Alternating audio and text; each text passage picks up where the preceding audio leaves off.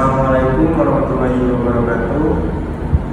Perkenalkan, saya dari kelompok 1 yang belajar nomor Parepi dengan NIM B1 A1222977 dan rekan saya Muhammad Asandi dengan NIM B1 A1224490. Saya Muhammad Azhar Abairan dengan NIM B1 A12376. Baiklah, kami di sini akan mempresentasikan hasil dari diskusi kelompok kami yang berjudul Dinamika dan Tantangan Penegakan HAM di Indonesia.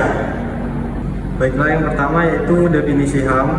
Definisi HAM yaitu hak dasar yang melekat pada manusia sebagai anugerah Tuhan yang Maha Kuasa. Yang kedua yaitu instrumen tertinggi, Undang-Undang 1945 sebagai landasan konstitusi perlindungan HAM di Indonesia. Dasar hukum HAM di Indonesia, konstitusi, mengatur hak hidup, kebebasan, kesetaraan, dan perlindungan dari diskriminasi bagi seluruh warga negara.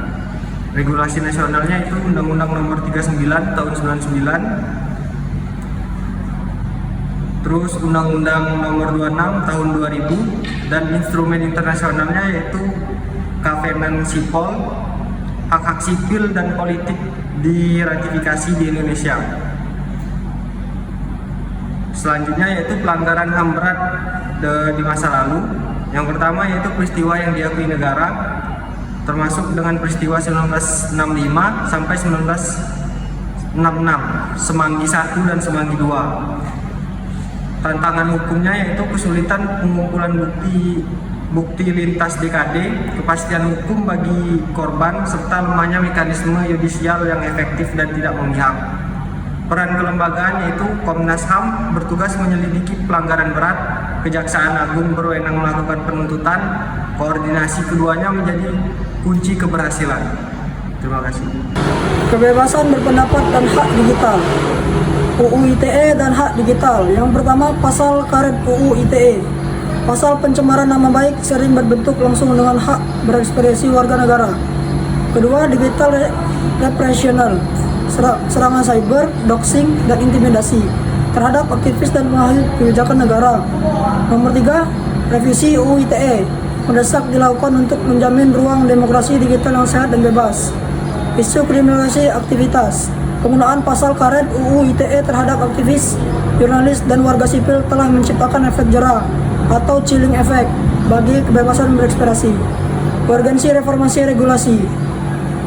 Yang pertama ada revisi pasal-pasal multitafsir dalam UU ITE. Yang kedua, penguat perlindungan hukum bagi whistleblower. Yang ketiga, harmonisasi dengan standar kebebasan internasional.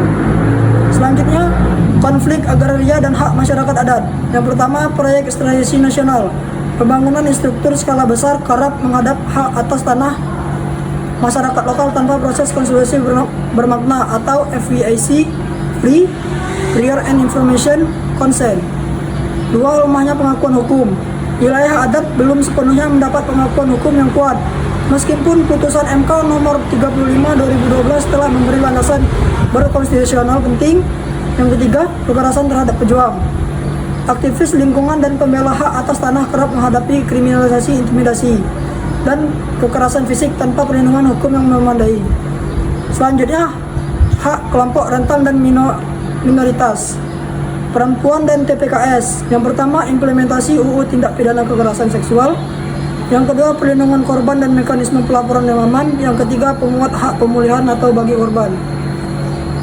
Yang kedua, anak-anak, perlindungan dari eksploitasi, kekerasan, dan perdagangan. Hak atas pendidikan berkualitas dan kesehatan yang layak. Sistem peradilan ramah anak atau juvenile justice. Yang ketiga, disabilitas, aksesibilitas fasilitas publik masih sangat terbatas. Kesetaraan dalam dunia kerja dan layanan sosial. Implementasi UU Nomor 8 Tahun 2016 tentang disabilitas.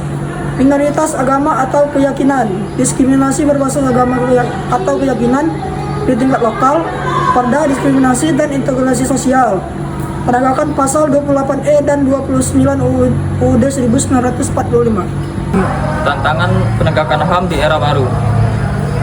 1. KUHP Nasional 2023. UU Nomor 1 Tahun 2023. Beberapa pasal KUHP baru menimbulkan kekhawatiran terhadap ruang demokrasi, kebebasan sipil, dan potensi kebebasan sipil, dan potensi kriminalisasi ekspresi.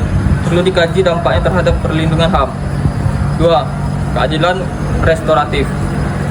Pendekatan memanusiakan pelanggaran hukum dengan mempertemukan korban, pelaku, dan komunitas, namun harus ada batasan ketat agar tidak menjadi celah impunitas pada kasus HAM berat.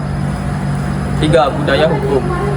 Tantangan budaya hukum yang masih lemah dan rendahnya profesionalisme aparat penegakan hukum dalam menangani kasus HAM menjadi hambatan struktural yang harus diatasi secara sistematik. Kesimpulan dan rekomendasi. Kesimpulannya adalah penegakan HAM di Indonesia mengalami kemajuan signifikan dalam kerangka regulasi, namun masih terkendala dalam implementasi nyata di lapangan terhadap kesenjangan antara norma hukum dan praktik. Penguatan Komnas HAM, perkuat kelembagaan anggaran dan wewenang Komnas HAM sebagai lembaga pengawasan yang independen dan efektif. Edukasi HAM berkelanjutan, program pelatihan HAM sistematis dan kelanjutan bagi seluruh aparat penegak hukum seperti polisi, jaksa, dan hakim. Harmonisasi kebijakan daerah, sinkronisasi peraturan daerah dengan norma HAM internasional dan nasional, cabut perda diskriminatif.